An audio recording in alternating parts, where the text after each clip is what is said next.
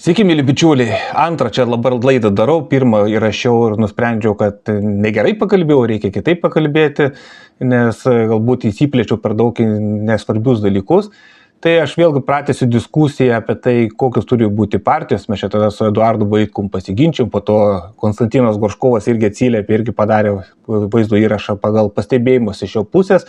Aš irgi noriu labiau įsiplėsti šitą temą, iš tikrųjų galbūt vaizdo įrašas gausis ganėtinai ilgokas, bet aš manau, jis bus vertingas ir aš noriu išprovokuoti tokią diskusiją, kodėl Lietuvoje nesikūrė tie opoziciniai normalūs judėjimai ir ką reikėtų mano supratimu daryti, kad jie atsirastų ir kad jie būtų stiprus ir gyvybingi. Dabar pradžiai prisiminkime istoriją, nes aš apie tos opozicinius judėjimus šneku jau daug metų Lietuvoje, prieš 4 metus šnekėjau apie tuometinius, kurie kūrėsi. Ir štai dabar įdedu kokių gal 5 minučių iškarpą iš savo laidos, kuri buvo įrašyta 2023 metų birželio 8 dieną, prieš beveik 3 metus. Ir dabar aptarkime, ar situacija labai pasikeitė. Sveiki, mėly draugai. Norisi pakalbėti apie tokį įdomų reiškinį Lietuvoje, ypač opozicinėje erdvėje, kaip prieš pat rinkimus, nes kadangi rinkimai jau praktiškai už gerų metų į Seimo rinkimai, tai vėl pagausėjo partijų būrimosi toks periodas. Nes dabar šiuo metu aš skaičiavau vienaip ir kitaip, aš neku būtent iš tokios daugiau to protestinio vadinamo elektorato, iš tų vadinamų opozicionierių pusės, besibūrančias net 6 politinės partijas.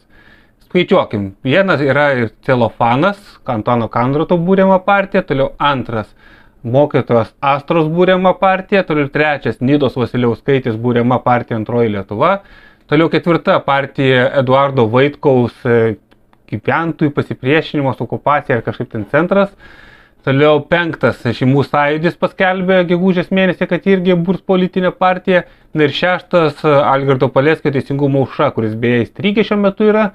Bet yra maža tokia tikimybė, kad birželio gale, kai aukščiausiasis teismas svarstys Algirdo Paleckio bylą, kad galbūt pavyks jam ištrūkti laisvę. Aišku, ši tikimybė yra maža, bet yra tokia tikimybė. Ir jeigu Kandrotas išėjo, tai kodėl negali Algirdas Paleckis išeiti. Tai tada Lietuvos tas politinis gyvenimas taptų labiau spalvingas ir labiau įdomesnis.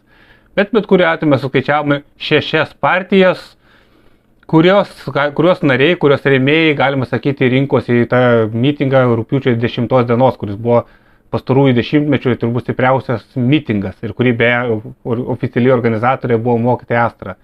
Tai reiškia, 6 judėjimai bandys į tą pačią grupę kažką pasirinkti žmonių. Viskas tvarkoja, kad žmonės bando organizuoti, aš nesu iš karto perspėjau, kad nesu nusiteikęs prieš nei vieną iš tų būsimų politinių partijų, nes tai reikia pabrėžti, nes žmonės, jeigu tu pradedi kažką analizuoti ir kažkokias kritikos pažiūrėti, jie priima labai asmeniškai. Visi tokie Lietuvoje yra tokia tendencija, kad kuo mažesnis politinis judėjimas, to piktesnis, to labiau įsižeidžiantis. Bet be abejo, ta kritika mano yra tiesiog iš profesinės mano pusės, nes aš pas politologas esu ir savo laiku kūręs politinės partijas. Tai mano ta kritika vien dėl to, kad ne tai, kad konkretus asmenys aš kritikuočiau, bet kritikuoju būtent konkrečius veiksmus ir kodėl nevyksta vienoks ar kitoks procesas, arba kodėl vyksta pertekliniai veiksmai, bet nevyksta tikslingi veiksmai. Tai šiuo metu aš matau besibūrinčius 6 judėjimus ir jie turi tam tikrą savotišką simptomą. Didžioji jų dalis, juose matomi tik tai vienas pagrindinis žmogus, galbūt išskyrus Šeimų sąjūdį.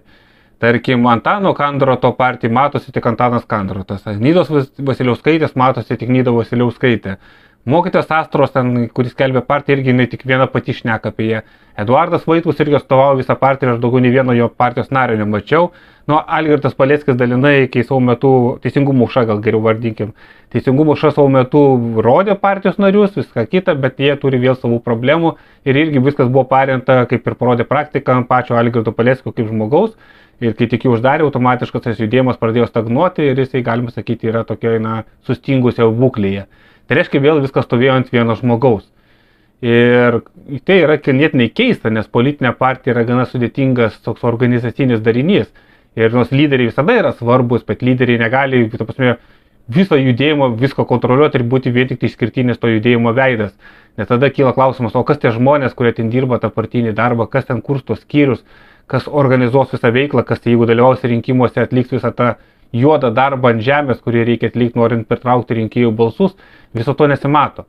Man tai keista, iš tikrųjų, nes jeigu tu būri politinių judėjimų šiais laikais internetas yra atidarai savo ten kažkokį partinį YouTube kanalą ir darai ten laidas, tarkim, yra laidos, kur kalba tik partijos pirmininkas, bet yra laidos, kur kalba partijos pirmininkas ir, tarkim, visi ten svarbus toje partijos aktyvistai. Ten yra toje partijoje galbūt kažkoks gydytojas, jis kalba medicininiam temų, yra ten koks ekonomistas, ekonominiam temų, yra tiesiog šiaip darbininkas, jis kalba apie darbininkų reikalus.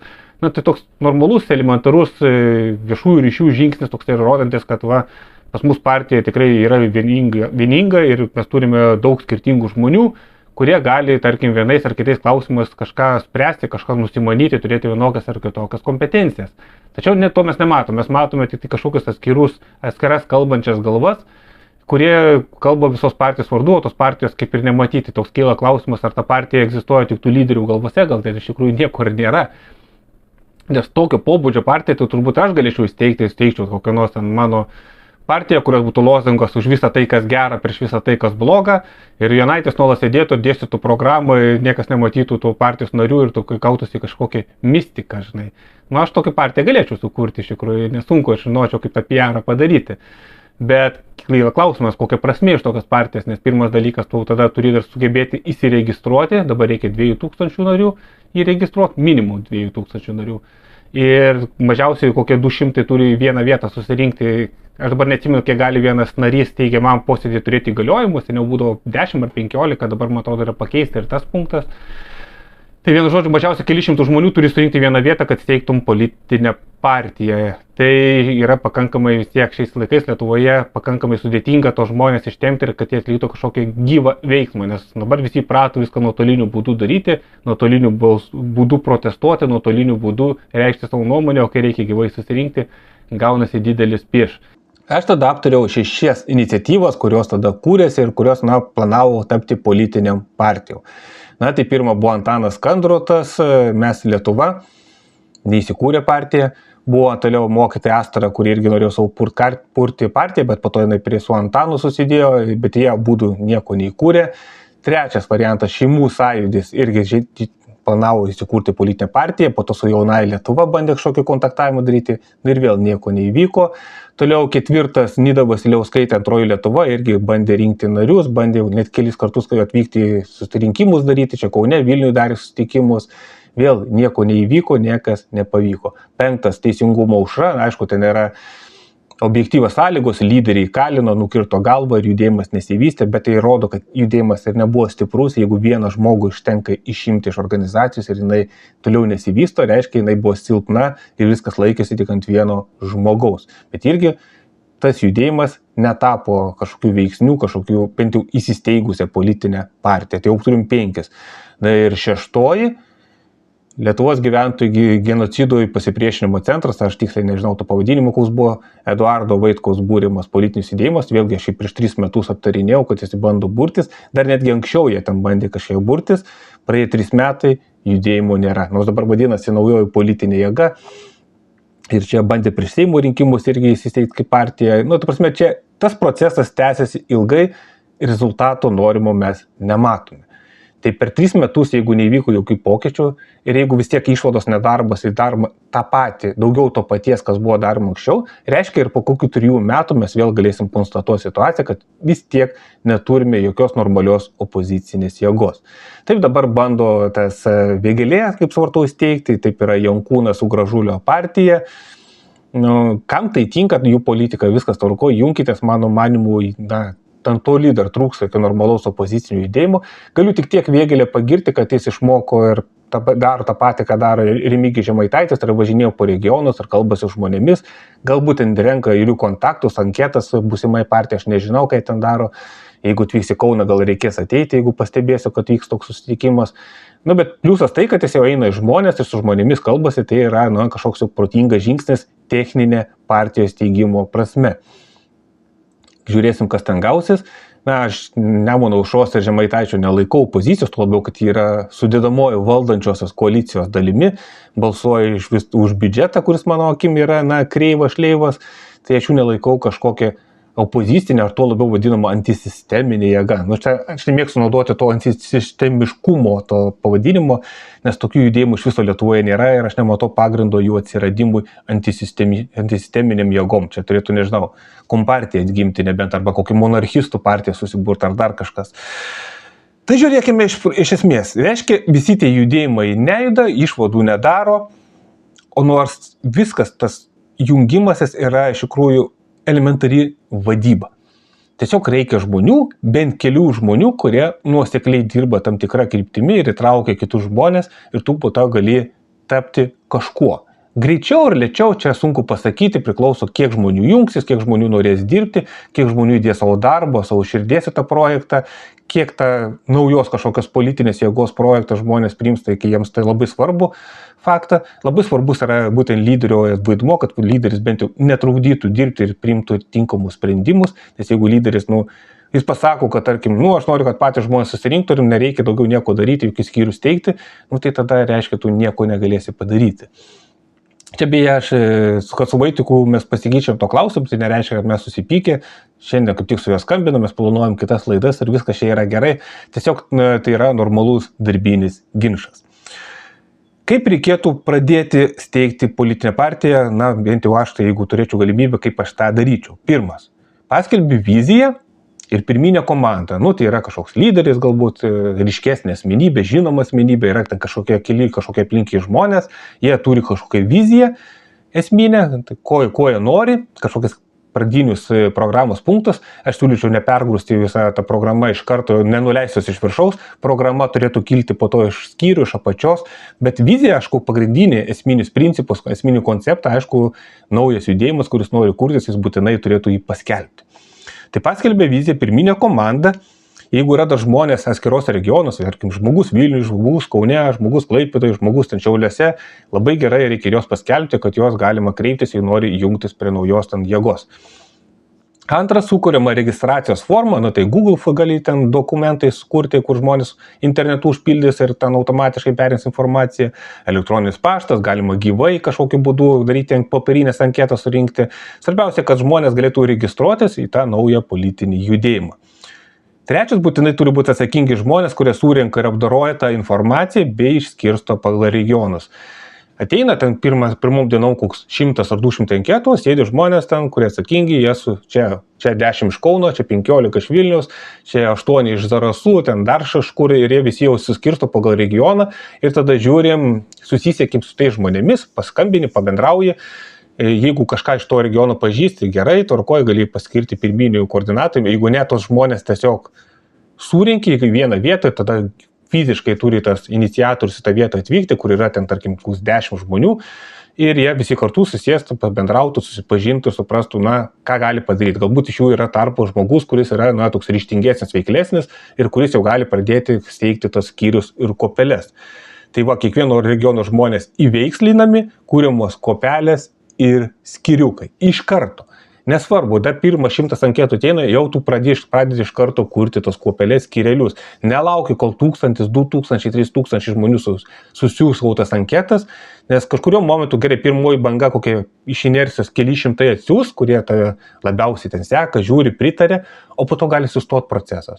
Ir nauji nesiūsti, todėl, kad jie nesupranta, kur jie siūs. Jie nemato kažkokio organizmo veikiančio, kam stoti į organizaciją, kurios tu dar nematai.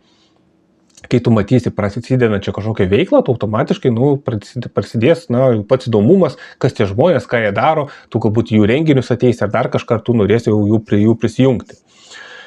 Kiekvieno regiono žmonės įveiklami, kuriamas kopelės skyriukai, jie mokomi kaip dirbti, kaip rinkti naujus narius, kaip rinkti nario mokestį. Nario mokestį turi rinkti nuo pat pradžios. Todėl, kad nario mokestis yra labai svarbu, nes finansai yra svarbus, už juos tu galėsi įsigyti savo patalpas atskiruose regionuose, turėti savo štabiukus kiekvienam regione, tu galėsi susimesti pinigus, nuvažiuoti galbūt į kažkokį bendrą susitikimą, bendrą mitingą, tu galėsi leisti kažkokią galbūt lankstinukus, kokius ten, kurie padės tau verbuoti žmonės į naują tau judėjimą, bet kuriuo atveju aš nežinau, ar reikia aiškinti, kam reikalingi pinigai būsimam politinių judėjimų. Jie yra gyvybiškai svarbus kaip kraujas. Ir ką parodoma, kad judėjimas yra gyvas, tai pagal tai, kiek ten yra surinkama nario mokesčių, kiek žmonių moka nario mokestį. pasižiūri partiją, dabar yra Teisingumo ministerijoje vieši registrai, galima pažiūrėti, kokia partija surenka nario mokesčių, kiek žmonių moka mokestį ir kokį mokestį moka. Ir tu tada matai, ar ta partija gyva ar negyva. Jeigu žmonės, neskiria ten, kad ir kokį 5 eurų per mėnesį tam savo politiniam judėjimui, nemoka nario mokesčių, reiškia, jie nerimtai žiūri tą partiją, reiškia, ta partija jiems nėra verta 5 eurų per mėnesį. Reiškia, jie dėl jos nesistengs ir nekovos. Reiškia, tas judėjimas yra miręs. Tai yra ten galbūt vieno žmogaus ar kažkurios grupelės kažkoks įrankis rinkimams ar savo kažkom politiniam ambicijom patenkinti, bet tas judėjimas jis nėra gyvas. Kuo daugiau žmonių dalyvauja, kuo daugiau žmonių neša tą nario mokestį, kuo daugiau atlieka vienokį ir kitokį veiksmą, tuo tas judėjimas tampa vis stipresnis ir stipresnis. Iki pat partijos organizavimo būsima partija gali tapti asociacija. Tai yra tam tikra teisinė forma. Ir kai surinkai į tą asociaciją daugiau nei 2000 narių, jos pervesti ir į partiją. Tai tas pats žmogus gali ir toliau likti ir asociacijų ir tuo pačiu tapti naujos partijos nariu. Tai turėsi du juridinius vienetus, kurie turi savo skirtingą panaudojimą ir kurie yra naudingi. Kiek reikia žmonių, kad įsteigti asociaciją, užtenka 3 žmonių. Tik tiek. Turi būti 18 metų, turėti 18 plus ir toliau. Jie įsisteigia. Ir asociacija gali turėti savo filialus ir skyrius visoje Lietuvoje. Jie gali rinkti nario mokestį, jie gali priimti 1,2% nuo gyventojų pajamų mokesčių, tai yra irgi labai svarbu, finansai papildomi. Jie gali turėti paramos gavėjo statusą, gali vystyti netgi ūkinę veiklą, kuri neša pelną. Tik aišku, tas pelnas turi būti panaudojamas asociacijos tikslams, neišmokamas nariams kaip dividendai. Vienu žodžiu, puikiausiai gali funkcionuoti kaip tam tikra organizacija, asociacija, užtenka 3 žmonių įsteigti.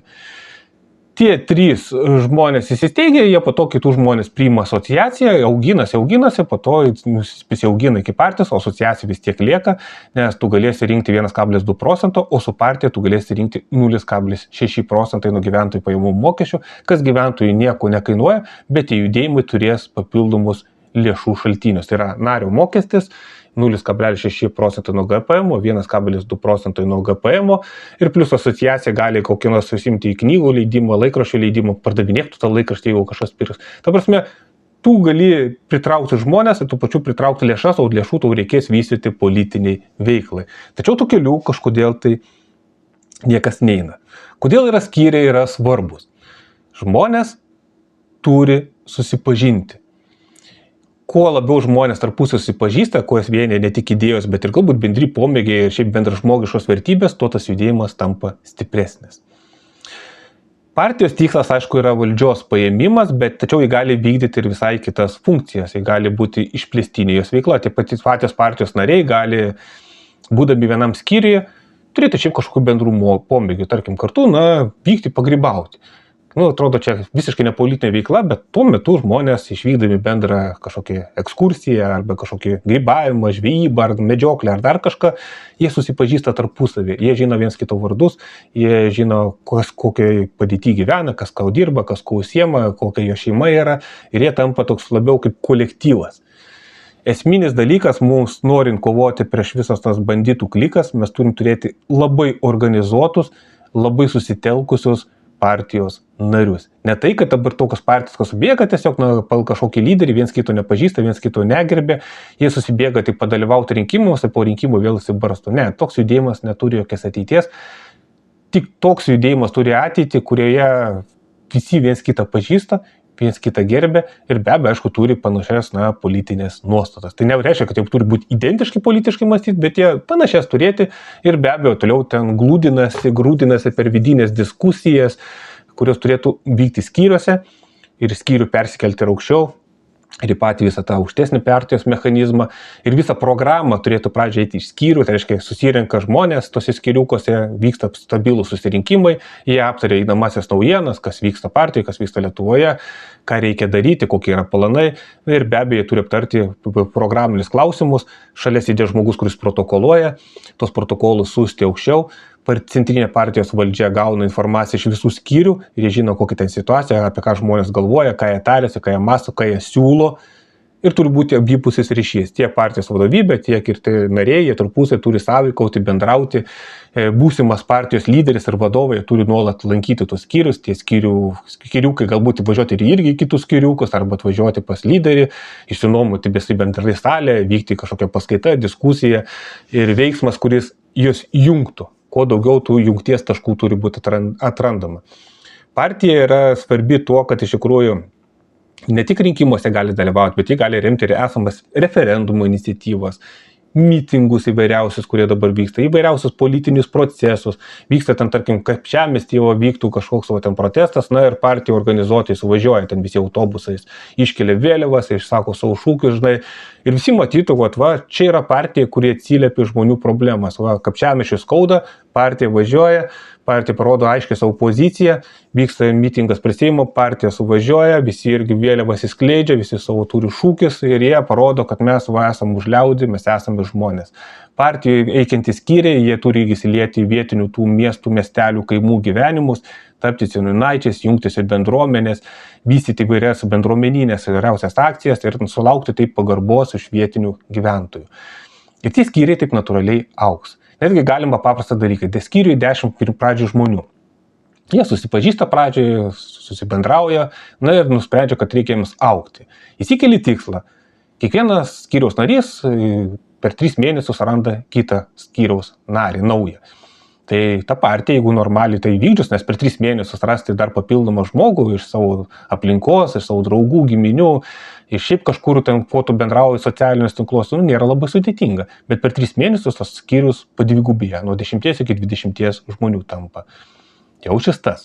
Jeigu tai vyksta ir kitose skyriuose, ta partija gali augti geometrinė progresija, bent jau tam tikrų laikotarpių. Reiškia, jinai su laiku gali tapti vis rimtesnė jėga. O ir kiti žmonės, kurie dar iš pradžių neskubės jungtis į partiją, jie matys steigėsi skyriai, tie skyriai vykdo veiklą, tų skyrių, kurio nemažai, tie žmonės ir subėga įvairiausias akcijas, jie patys pradeda vienokias ar kitokias akcijas, jie net normaliai bendrauja tarpusavėje, yra tokia šeiminiška, kolektyvinė dvasia, nes aš manau, kad tikra opozicinė partija jį turėtų būti ne tik kaip partija, bet ir kaip tam tikra išplėstinė šeima. Ir tada visi kiti žmonės stebėtų, sakytų, žiūrėk, čia visai faina chebra, turi geras idėjas, teisingai kalba, padeda žmonėms būtiniuose paprastuose dalykuose. Šiaip tarpusavy geras kolektyvas yra, tai reikia jungtis prie jų. Ir per laiką, per pusmetį, per metus, per 2, prie jų bus jungtis vis nauji ir nauji žmonės. Taip, aišku, tai nereiškia, kad viskas sklandus procesas, bus, aišku, be abejo ir tarpusavio pykčių, tarpusavio nesutarimų, į partiją gali prieiti visokių neadekvatų, provokatorių, aišku, viskas turi vykti per atviras diskusijas, per laiką, viskas glūdinasi, vieni atkrenta, kitus galbūt reikės išmesti, jeigu jie neadekvatus. Ir taip partija per laiką grynysis, tvarkysis ir po to taps normalių kumščių. Tuo kumščiu, kuris sugins žmonės nuo visokių valdininkų savivalės ir jinai organiškai augtų. Bet aišku, kiekvienas žmogus turi suprasti, kad jis ir yra partija, kad nelaukti kažkokio vieno kalbančios galvos, kuris viską už jos padarys. Na taip niekada nebuvo ir nebus. Už kiekvieno sėkmingo politinio judėjimo, kad žiūrim užsienio politinius judėjimus, įvairius istorinius judėjimus, kurie būdavo stiprus ir galingi, už kiekvienų stovi tūkstančiai galbūt nematomų žmonių, kurie kiekvienas atlieka savo tam tikrą, galbūt ne visai matomą, bet jį būtinai svarbų darbą. Normalūs lyderiai, jie turi pusės tas mažas pilkas bėteles, jas turi sujungti visą jų darbą ir padaryti dar didesnį procesą. Tuo labiau skyriuose visą laiką, aišku, reikalingai atsiranda kažkokie lyderiai, kurie tą skyrių prižiūri, tvarko ir tai, kaip sakoma, iš apačios augini naujus lyderius. Ir štai tokia ateis rinkiminius periodas, tu turėsi net iš galvos rinkti tos žmonės į sąrašą, tu pasižiūrėsi savo skyrius ir ten matysi vietinius bendruomenių lyderius, kurias ir natūraliai statysi tiek savivaldai, tiek ir Seimo rinkimuose tos žmonės į sąrašus. Jeigu skyriai yra veiklus, dažniausiai net ir partijai nepriklausantys žmonės žinos veikiančius tuos aktyvistus. Ir tu taip natūraliai gausi per laiką, per konkretų darbą, žmonių pasitikėjimą ir tapsi tikra nesisteminė politinė jėga. Aišku, čia galima dar toliau vystytis, kokią ten taktiką, strategiją, aš ten galėčiau dar 100 punktų surašyti, ką reikėtų daryti, kaip daryti, kokią galima veiklą vystyti. Veikla gali būti belia kokia, tarkim, kad elementariai talką darai, sutvarkai aplinką.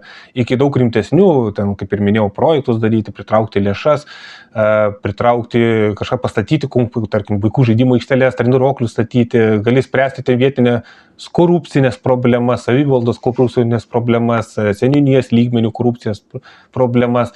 Taktinių kelių yra begalė, bet aš tiesiog noriu užvesti, ką pradinio kelio, kaip mažam judėjimui, kuris turi iniciatyvą kažkokią subūręs, kuris nori pritraukti žmonės, ką atlikti, kokius techninius žingsnius, kad būtų galima tos žmonės pritraukti prie savęs. Tik per darbą, per nuolatinį kalbėjimą, viens pas kitą važiavimą, šnekėjimą, tu gali susitelkti, tu tada susiformuoti kaip kažkoks veiklus ir gyvas organizmas. Aš apie tai šneku jau daug metų ir niekaip nejuda. Nė vienas iš tų, kurie bando steigti partijas, jie to tiesiog neklauso ir nenori daryti. Aišku, šis yra darbas, jis yra ilgas, monotoniškas, kažkiek gali būti kitiem ir užknistantis darbas. Daug smagiau, aišku, parašyti kokį postą Facebook'e ar dar kažką, kur tau tiesiog parašai ir nueini nuo kompo, geri sau toliau kavą. Negu ten, pavyzdžiui, kiekvieną kas 2 savaitės eiti tos susirinkimus, tai žmonėmis šnekėti, daryti darbotvarkės, priimti sprendimus vienokius ar kitokius, tai yra vis tiek tam tikras rutininis darbas, jis nėra toks, kaip sakoma, seksualus, bet be jo tu nesukursi jokio politinio judėjimo. Jeigu atsirastų žmonių, kurie norėtų tokių kelių eiti ir kurie norėtų dirbti ir kartu mokytis, galima būtų bandyti įsteigti tokį judėjimą. Ir aš tokių žmonių ieškau jau 15 metų. Nežinau, kiek dar laiko ieškosiu, gal aš tikriausiai ir pasensiu ir numirsiu ir nesulauksiu norinčių rimtai dirbti žmonių, bet aš vis bandau ir dalinuosiu tą, ką aš turiu tiek teorinę, tiek savo praktinę patirtimi, kad Lietuvoje atsirastų pagaliau normalus judėjimas, kuris visus niekšelius patrauktų nuo tų lovio ir kad Lietuvoje būtų galima sukurti normalų, adekvatų gyvenimą. Tai tiek, draugai, mano tokių pirminių įspūdžių. Galbūt galima bus ateityje dar giliau eiti, bet pradžiai, aš manau, užtenka ir to. Ačiū, kad klausote, kad dalinatės ir iki.